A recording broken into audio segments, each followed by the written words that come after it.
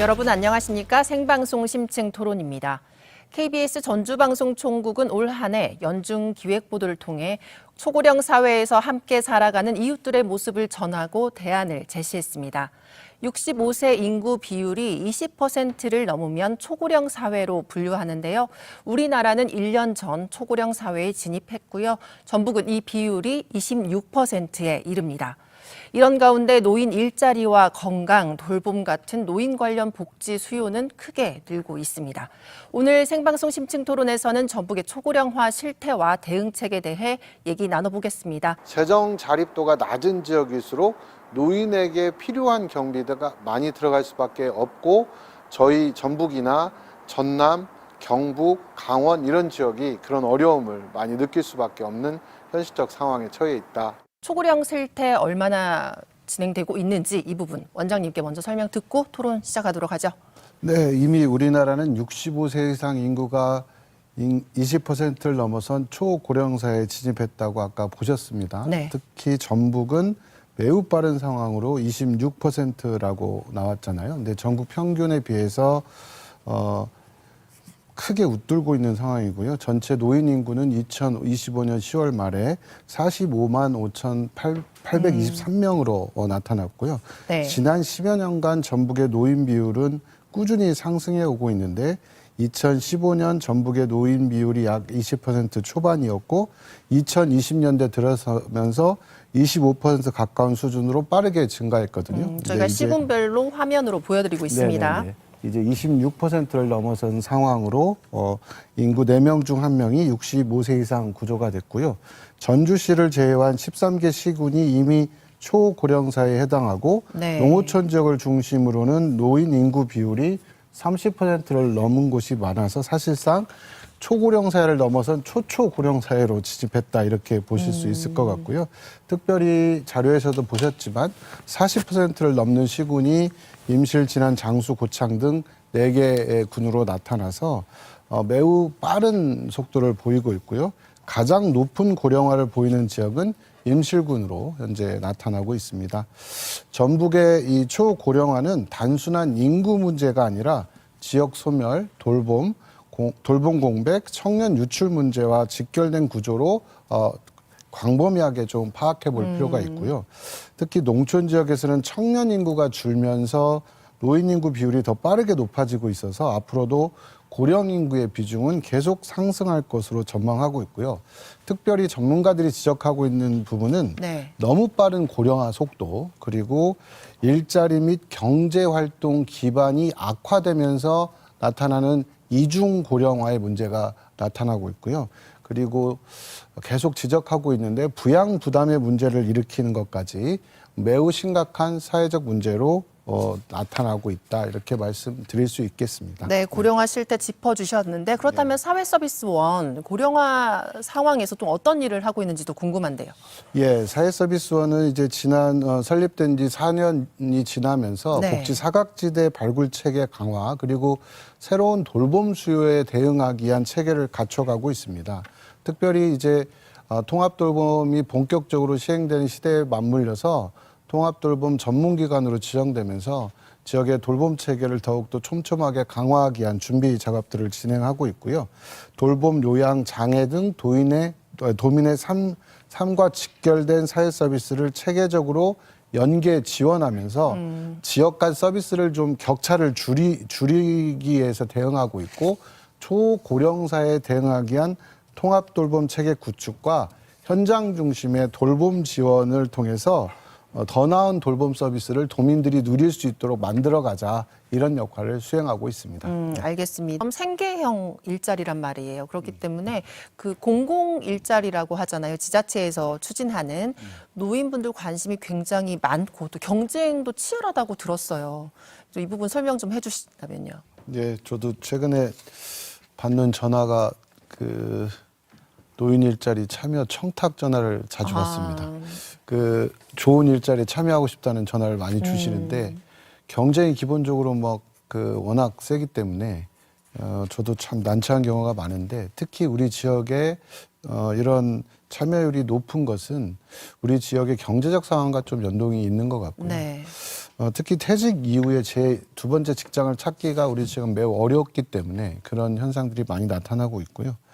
특히 우리 노인 일자리는 뭐 65세 이상 어르신들을 대상으로 정부에서 추진하고 있는데 전국적으로 보면 115만 명 정도가 노인 일자리에 참여하고 있고 전북은 이제 8만 3천 명 정도가 8만 7천 명 정도가 참여하는 비율로 네. 나타나고 있습니다. 일자리 유형은 크게 세 가지로 공익활동형과 역량활용형, 그다음에 공동체 사업당 등으로 분리돼 있고요. 공익활동형은 지역 환경정비, 안전지킴이 등 공공서비스를 제공하는 일자리를 의미하고, 역량활용형은 경력 기술을 활용해 지역사회 보육이라든지 돌봄, 복지시설 지원 등 어르신들의 경력과 역량을 활용해서 일자리 사업에 참여하는 것을 말합니다. 네. 공동체 사업단은 소규모 매장이나 공방 이런 부분들에 참여해서 일자리 사업에 참여하는 거고요. 이런 전북의 노인 일자리 제공 규모는 타 지역에 비해서 매우 큰 편입니다. 2026년 기준으로 전북도에는 8만 9,633개의 노인 일자리가 배정돼 있고요. 도내 65세 이상 노인 인구 중 약 19.7%가 참여하는 비율입니다. 네. 즉 노인 5명 중 1명꼴로 일자리 사업에 참여하고 있는데요. 전국 평균이 약 9.3%거든요. 굉장히 그러니까 2배 높네요. 이상 높은 참여율을 나타내고 있습니다. 2023년에는 6만 8,900명 정도 됐고요. 2024년에는 7만 8,400명, 2025년에는 8만 6천 명에서 내년에는 이제 8만 9천 개까지 네. 늘어나는 상황입니다. 특별히 어르신들이 관심 있는 일자리가 역량 활용형 일자리 참여가 굉장히 크게 늘고 있는데, 단순 공익활동 중심을 넘어서서 노인들의 전문성과 경험을 지역사회에 환원하는 경향이 강화되고 있기 때문에 그렇고요. 이런 상황에서 보면 노인 일자리는 단순히 소득 지원을 넘어서서 어르신들의 사회적 교류와 건강한 노후 생활 확대, 지역사회에서 뭔가 노인의 사회적 기여를 촉진하는 중요한 노인 정책으로 자리 잡고 있는 중입니다. 네. 우리 전북도는 도비 매칭을 통해 재정을 적극 투입하면서 전국에서 선도적인 노인 일자리 모델을 구축해 나가고 있다, 이렇게 말씀드리겠습니다. 알겠습니다. 내년 3월부터는 아마 전국적으로 시행을 하죠, 원장님? 예, 이 부분 좀 홍보 좀 많이 힘을 쏟고 계실 것 같은데. 예. 그 돌봄 통합지원법은 그동안 이제 그 분리되었던 돌봄 서비스를 지역사회 중심으로 통합적으로 제공해서 네. 돌봄이 필요한 분들이 살던 곳에서 건강하고 안전한 생활을 지속할 수 있도록 지역 돌봄의 제도적 기반을 마련하는 법이다, 이렇게 보시면 되고요. 내년 3월부터는 이 제도가 전국적으로 시행돼서 지역 중심 통합 돌봄 체계가 본격적으로 가동될 예정입니다. 저희가 좀 자세히 보면 의료 요양 돌봄 통합 지원 사업은 일상생활에 어려움을 겪는 사람이 살던 곳에서 건강한 생활을 영위하도록 돌봄 지원을 통합하여 제공하는 것을 목적으로 하고 있고요. 의료요. 네. 예, 주 대상은 노쇠, 장애, 질병, 사고 등으로 인해 일상생활 유지에 어려움이 있어 복합적인 지원을 필요하는 노인, 장애인 등이 주 대상입니다. 지원 내용은 진료, 간호, 재활, 호스피스, 복약 지도 등의 보건의료 서비스를 비롯해서 건강관리, 장기 요양, 일상생활, 가족 지원 등 다양한 돌봄 서비스를 지자체 특성에 맞게 지원합니다. 지자체는 지역 여건에 맞춰 돌봄 서비스 자원 파악, 민관 협력 체계 구축, 통합 지원 창구 마련 등을 준비하고 있습니다. 현재 2025년에는 전국 131개 시군구가 2025년 통합 돌봄 선도 사업에 참여 중이고, 시범 사업 중이지요. 예. 네. 전북은 7개 지역이 참여하고 있습니다. 내년에는 이제 본격적으로 모든 시군이 다 참여하게 되는데요. 전국의 표준 돌봄 체계를 만들기 위해서 복지부와 각 지자체가 여러 형태로 준비를 하고 있습니다. 본 법이 시행이 되면 지자체, 건강보험공단, 국민연금공단, 사회서비스 등 돌봄 상담, 판정, 계획 수립, 서비스 연계, 사후 관리 이런 부분들을 지역사회 내에서 한 번에 원스톱으로 제공하는 체계가 구축되는 거고요. 쉽게 좀 설명을 드리면 장기 요양 등급을 받고 장기요양 서비스를 이용을 못하거나 본인 부담 때문에 어려움을 호소하는 분들은 건강보험공단에서 판정해서 지역의 민간기관과 서비스를 연계하는 거고 네. 그 외에 이제 일반 대상 어르신들 중에 서비스를 받기를 희망하는 분들은 지자체 사례관을 통해서 민간에서 서비스를 받는 체계를 구축한다 이렇게 보시면 됩니다. 그래서 이 법은 특별한 서비스를 하는 게 아니라 기존에 있던 서비스를 더 잘 연계하고 조정하고 통합하는 과정을 통해서 지역사회 안에서 돌봄이 필요한 노인 장애인분들을 더 촘촘하게 지원하는 사업이다 이렇게 이해하시면 될 것 같습니다. 알겠습니다. 네. 할게요. 원장님, 그 청년 정책이 없는 건 아니에요. 그리고 뭐 선거 때마다 지자체마다 청년 정책들 많이 쏟아내고 있는데 네. 정작 청년들은 이제 실효성이 좀 떨어진다 이런 지적을 하거든요. 이런 걸 어떻게 좀 극복할 수 있을까요? 저희가 우리 도에서 청년 허브센터하고 청년 미래센터 두 곳을 지금 운영을 하고 있거든요. 네. 청년 허브센터는 더 좋은 일자리를 만날 수 있는 계기를 제공하는 조직이고요. 청년 미래센터는 가족 돌봄과 고립운둔 청년을 지원하기 위한 조직입니다. 열심히 하고 있지만 여전히 부족함을 많이 느끼고 있는 상황이고요. 올 한 해 저희가 그 1년 6개월 동안 가족 돌봄과 고립운둔 청년을 좀 발굴을 했는데 저희도 생각 이상으로 많은 숫자가 발굴이 됐습니다.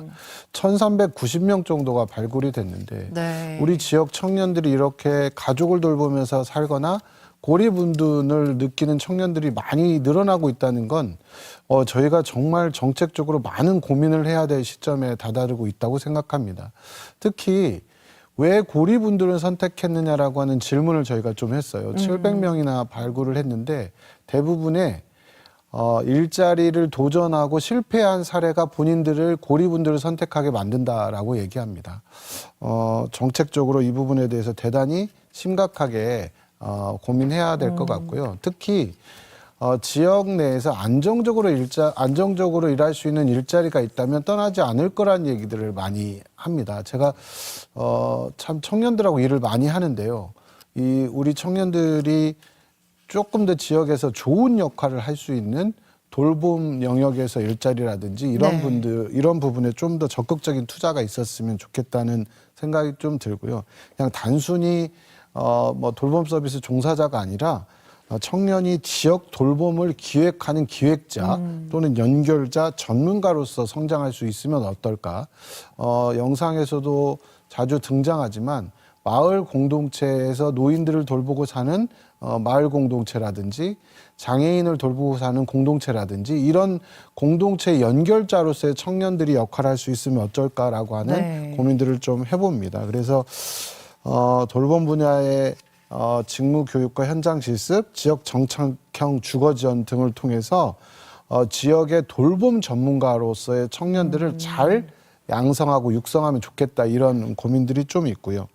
또 하나는 지역에서 다양한 서비스 매개자가 있는데 이 공공 영역의 역할이 대단히 중요한 것 같습니다. 네. 농어촌 지역이라든가 이런 공공 영역에서 안정적으로 일할 수 있는 청년들의 일자리들을 보다 적극적으로 많이 개발하고 함께 할 수 있었으면 좋겠다 이런 기대를 갖고 있습니다. 네, 초고령 사회는 미래가 아닌 우리에게 다가온 매우 엄중한 현실입니다. 초고령 사회를 잘 살아가기 위해서는 우리 모두의 지혜가 필요합니다. 노년층의 인력 활용, 청년 및 중장년이 할 수 있는 역할을 더 많이 발굴할 수 있는 지역 자원의 전략이 필요합니다. 지역의 자원들을 더 일자리와 연결하고 전 세계를 상대할 수 있는 브랜드 일자리 등을 만들어서 어르신들이 더 많이 활동하게 하고 사람 사이를 더 촘촘하게 연결하면 좋겠습니다. 초고령 사회를 살아가는 힘은 결국 더 따뜻하게 연결된 우리라는 걸 기억했으면 좋겠습니다. 네.